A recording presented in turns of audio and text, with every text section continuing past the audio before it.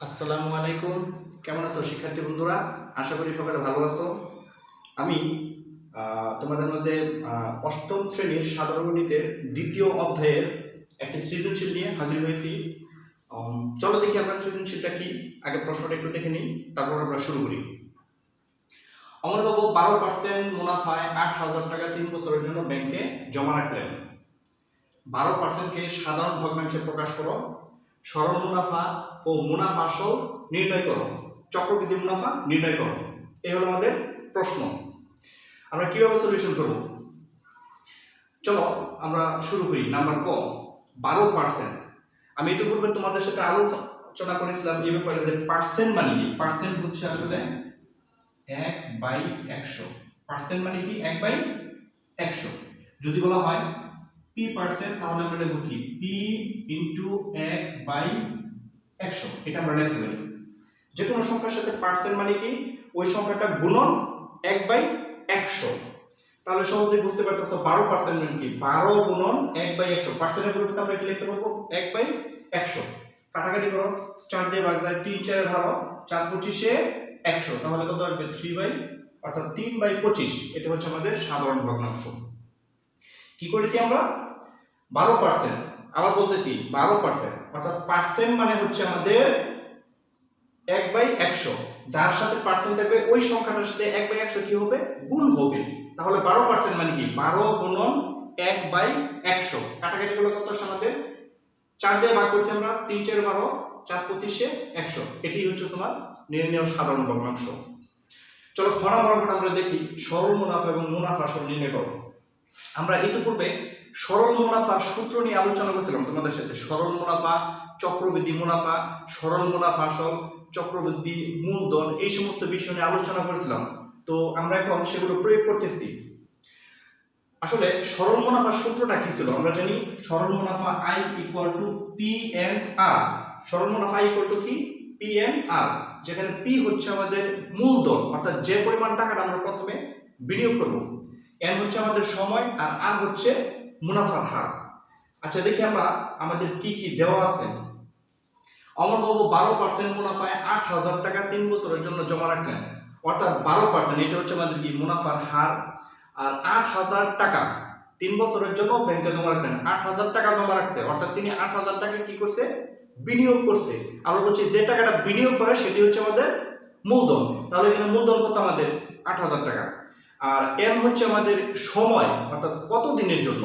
এখানে সময় হচ্ছে আমাদের 3 বছরের জন্য। তাহলে আমাদের কি কি দেওয়া আছে, মূলধন আমাদের পি দেওয়া আছে। মূলধনকে আমরা সবসময় কি দ্বারা প্রকাশ করি পি, অর্থাৎ প্রিন্সিপাল যেটা মূলধন সেটা হচ্ছে পি।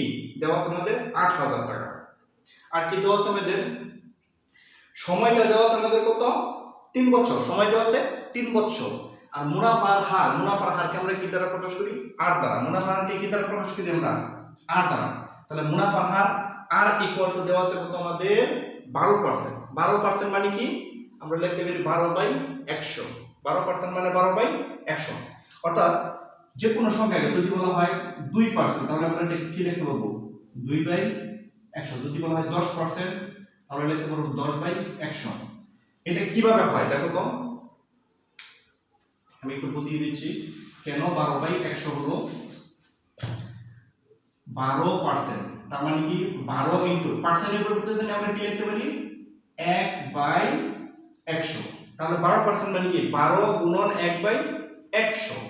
এটাকে যদি গুণ করি 12 একে 12 আর নিচে আছে কত আমাদের 100। তাহলে এটা লিখতে পারি আমরা 12% মানে কি 12/100। তাহলে যত পার্সেন্ট তত বাই 100 আমরা লিখতে পারি, তাই না? তাহলে ঠিক আমরা সেই কাজটা করেছি। মুনাফা আর ইকুয়াল টু 12% 12/100। সুতরাং সরল মুনাফা যে সূত্রটা আমরা আগে তোমাদের পড়িয়েছিলাম, সরল মুনাফা I ইকুয়াল টু P/N/R। এখানে P এর মান কত আছে আমাদের 8,000 টাকা ইনটু N এর মান কত 3, আর এর মান হচ্ছে 12/100। তো আমরা কি পাই 0 0 কাটা গেলে আমাদের থাকবে 80 গুণন 3 গুণন 12। এই তিনটা গুণ করলে আমাদের কত আসবে 2,880 টাকা। এটা হচ্ছে আমাদের সরল মুনাফা। তো আমরা একটা অংশ পেয়েছি সরল মুনাফা এবং হচ্ছে মুনাফা আসল নির্ণয় করো। তাহলে সরল মুনাফা পেয়েছি। মুনাফা আসল মানে কি মুনাফা আসল, মুনাফা যোগ আসল, অর্থাৎ মুনাফা এবং আসল মিলে যেটা হয় সেটা হচ্ছে মুনাফা আসল। যদি তোমার আসল হয় 5 টাকা এবং মুনাফা হয় যদি 2 টাকা, তাহলে মুনাফা আসল কি হবে 5 যোগ 2 অর্থাৎ 7 টাকা। তাহলে মুনাফা আসল হচ্ছে মুনাফা এবং আসলের যোগফল। তাহলে আমাদের সরল মুনাফা আসল কি হবে, আমাদের মুনাফা আসল ছিল কত টাকা 8000 টাকা, আসল ছিল 8000 টাকা, অর্থাৎ যেটা মূলধন সেটি হচ্ছে আমাদের আসল। আর মুনাফাটা কত পেয়েছি আমরা 2880 টাকা, দুইটা যোগ করলে আমাদের কত আসে 10880 টাকা। এটাই হচ্ছে আমাদের সরল মুনাফা আসল। কি সহজে বুঝতে পারো নাই ঘন অঙ্কটা? তো চলো এবার আমরা ঘন অঙ্কটা করি। চক্রবৃদ্ধি মুনাফা নির্ণয় করো। আমি তোমাদেরকে পূর্বের ক্লাসে চক্রবৃদ্ধি মুনাফা সূত্র, চক্রবৃদ্ধি মূলধনের সূত্র এবং তোমাদের সরল মুনাফার সূত্র, সরল মুনাফা আসল এগুলো সূত্র নিয়ে আলোচনা করেছিলাম। তো আমার মনে হয় তোমরা সকলে মনে রেখেছো। তো সেক্ষেত্রে আমি বলেছিলাম চক্রবৃদ্ধি মুনাফাটা তুমি কিভাবে বের করতে পারো, চক্রবৃদ্ধি মূলধনটা বের করবো আমরা। সবার আগে কি করব, চক্রবৃদ্ধি মূলধন। এই চক্রবৃদ্ধি মূলধন থেকে আমরা কি করব, আমাদের যে মূলধনটা দেওয়া থাকবে সেটা বিয়োগ করব। আবার বলতেছি, আমরা চক্রবৃদ্ধি মূলধন থেকে মূলধনটা আমরা কি করব বিয়োগ, চক্রবৃদ্ধি মূলধন যেটা পাবো সেটা থেকে কি করবো, আমাদের যে মূলধনটা দেওয়া থাকবে সেটা বিয়োগ করবে। বিয়োগ করলে আমাদের কি হয়ে যাবে, চক্রবৃদ্ধি মুনাফা বের হয়ে যাবে। তাহলে তোমাকে কি করতে হবে, প্রথমে চক্রবৃদ্ধি মূলধনটা বের করতে হবে। চলো আমরা কি জানি চক্রবৃদ্ধি মূলধন, আমরা যে সূত্রটা আগে বলেছিলাম চক্রবৃদ্ধি মূলধন C equal to P into 1 plus R whole to the power n, এটা হচ্ছে আমাদের সূত্র। তাহলে আমরা মান বসিয়ে দিই। পি এর মান আমরা এখানে কিন্তু পেয়েছিলাম, ফোন নাম্বার লিখেছিলাম কত 8000 ইন্টু 1 যোগ আর এর মান কত 12/100, আমরা মানটা বসিয়ে দিলাম 8000 আর whole to the power n এর মান হচ্ছে আমাদের 3, অর্থাৎ সময় n এর মান কত, সময়টা কত আছে আমাদের 3, এটা বসিয়ে দাও। 12 কে যদি আমরা 100 দ্বারা ভাগ করি কত আসবে 0.12। এটা একটু খেয়াল করো, নিচে যদি কখনো এরকম থাকে যে ভগ্নাংশটির ফর্ম 100 অথবা 1000 অথবা 10,000, অর্থাৎ এই যে কোনো সংখ্যা থাকে একের পরে যতগুলো শূন্য থাকবে ঠিক ততগুলো আগে দশমিক হবে। আবার বলতেছি, যদি কখনো 100 1000 10,000 এই জাতীয় সংখ্যা নিচে থাকে, তাহলে তোমাকে ভাগ করতে গেলে একটা সহজ প্রসেস হচ্ছে একের পর যতগুলো শূন্য তোমার উপরের সংখ্যাটা ঠিক ততগুলো আগে কি হবে দশমিক। তাহলে এখানে দেখো তো একের পর কয়টা শূন্য আছে, একটা দুইটা, একের পর কয়টা শূন্য আছে দুইটা, তাহলে উপরের সংখ্যা 2 ঘর আগে দশমিক, 2 ঘর মানে কি 2 1 12, এটা 2 ঘর আগে দশমিক। আমরা আগে একটা শূন্য দিয়েছি, এটা সৌন্দর্য, মানে এটা দিলেও হবে না দিলেও হবে। তারপর দেখো আমরা 1 যোগ 0.12 যোগ করলে কি হবে আমাদের 1.12। এখন 8000 গুণন 1.12 টু দি পাওয়ার 3, অর্থাৎ 1.12 এর পাওয়ার 3 মানে কি তিনটা 1.12 গুণন, অর্থাৎ 1.12 গুণন 1.12 গুণন 1.12, এটা কয়টা গুণ হবে, তিনটা। এটার পর 3 মানে কি এটা 3 বার গুণ হবে। 3 বার গুণ করলে আমাদের যে মানটা আসে সেটা হচ্ছে কত 1.404928। এটা তোমরা করে নিতে পারবো অন্য জায়গা থেকে। তো আমি আগে করে রেখেছি বিদায় আমি তোমাদেরকে এখন আর সেটা দেখাচ্ছি না। তো 1.12 এর পাওয়ার 3 মানে কি তিনটা 1.12 গুণ হবে। তুমি প্রথমত এই দুটো গুণ করবে, তারপর ওই গুণগুলোর সাথে আবার এটা গুণ করবে, তাহলে তোমার এটা এসে যাবে। এখন 8000 দিয়ে যদি আমরা এটাকে গুণ করি আমাদের কত আসবে, এটা আসবে 8000 দিয়ে এটাকে গুণ করলে আমাদের কি হবে 11239.424। এটা হচ্ছে আমাদের কি চক্রবৃদ্ধি মূলধন। তো আমি তোমাদেরকে এর আগে বলেছি চক্রবৃদ্ধি মুনাফা বের করার জন্য একটা সহজ প্রসেস হচ্ছে চক্রবৃদ্ধি মূলধন থেকে যদি আমরা কি করি আমাদের যে মূলধনটা দেওয়া যাবে সেটা যদি বিয়োগ করি তাহলে আমাদের কি হবে চক্রবৃদ্ধি মুনাফাটা বের হয়ে যাবে। তাহলে চক্রবৃদ্ধি মুনাফা কি হবে, আমাদের সূত্রটা হচ্ছে সি মাইনাস পি। সি হচ্ছে চক্রবৃদ্ধি মূলধন আর পি হচ্ছে আমাদের মূলধন। সি এর মান আমরা কত পেয়েছি, এটা মাইনাস পি এর মান ছিল 8000, বিয়োগ করে আমাদের কত আসে 3239.424 টাকা। এটি হচ্ছে আমাদের কাঙ্ক্ষিত উত্তর। কি শিক্ষার্থী বন্ধুরা কেমন লাগলো অঙ্কটি? আশা করি সকলের ভালো লেগেছে। আমি কি আরেকবার অঙ্কটি রিভিশন দিয়ে দেবো? আচ্ছা ঠিক আছে, আমি আরেকবার তোমাদের অঙ্কটি সহজ করে বুঝিয়ে দিচ্ছি। 12% কে সাধারণ ভগ্নাংশে প্রকাশ করা। 12% আমি বলেছি যত পার্সেন্ট যে কোনো সংখ্যার সাথে যদি পার্সেন্ট থাকে তাহলে ওই সংখ্যা গুণন পার্সেন্টের পরিবর্তে আমরা কি লিখতে পারবো 1/100। তাহলে 12% মানে 12 গুণন 1/100। এটা কাটাকাটি করলে আমরা 4 দিয়ে ভাগ দেই, এটাও 4 দিয়ে ভাগ দেই, 3 4 12 4 25 100। তাহলে উপরে 3 এর 3 আর নিচে হচ্ছে 25। নাম্বার 4 সরল মুনাফা এবং মুনাফা আসল নির্ণয় করো। আচ্ছা সরল মুনাফার সূত্রটা আমরা পড়ছিলাম I equal to P N R. তাহলে আমাদের এখানে পি এন আর এগুলো কি বোঝায় দেখো তো। আমাদের এখানে মূলধন পি কত দেওয়া আছে, অর্থাৎ যে টাকাটা আমরা বিনিয়োগ করব প্রথম সেটি হচ্ছে আমাদের মূলধন। পি দেওয়া আছে আমাদের কত 8,000 টাকা।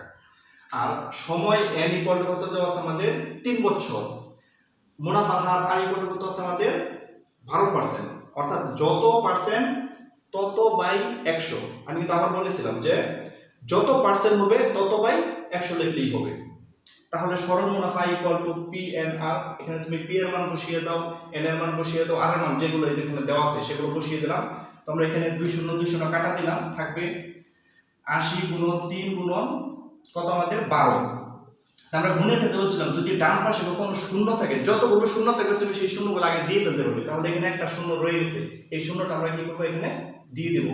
দিয়ে দেওয়ার পর তারপর তুমি কি করবে, এই 3 গুণ করবে 3 12 36, 3 12 36, এটাকে গুণ হবে এখন কত 8 দ্বারা। এখন শূন্যটা আমরা দিয়ে দিছি, 6 8 48 এর 8, হাতে থাকবে কত 4, 3 8 24 আর 4 কত 28। তাহলে 2880 টাকা হচ্ছে আমাদের সরল মুনাফা।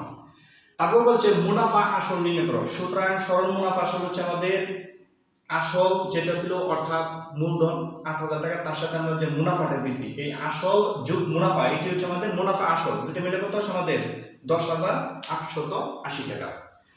তারপর দেখো নাম্বার গ যেটা বলেছে চক্রবৃদ্ধি মুনাফা নির্ণয় করো।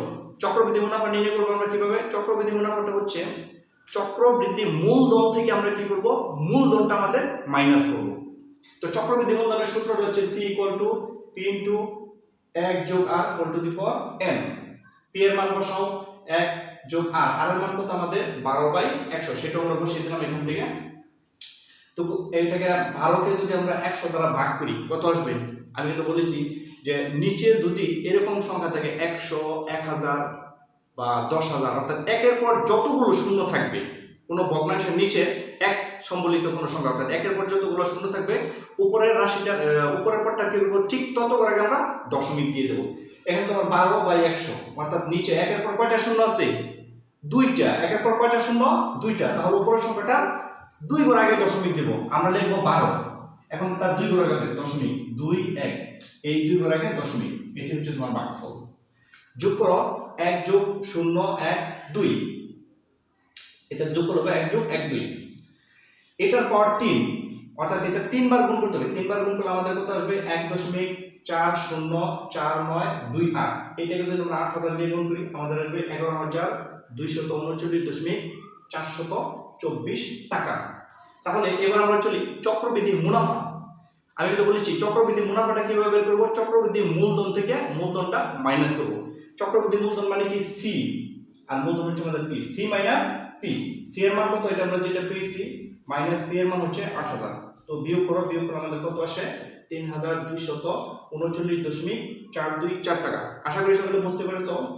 তো তোমরা এই অঙ্কটি বাড়িতে করবে, প্র্যাকটিস করবে, এবং সাথে আমি তোমাদেরকে ঠিক এরকম টাইপেরই একটা অঙ্ক বানিয়ে দিচ্ছি, সেটা তোমরা বাড়িতে করে নিবে, দেখি তোমরা কেমন পারো।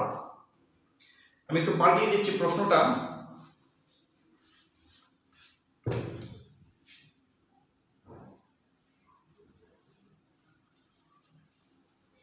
সবুজ সাহেব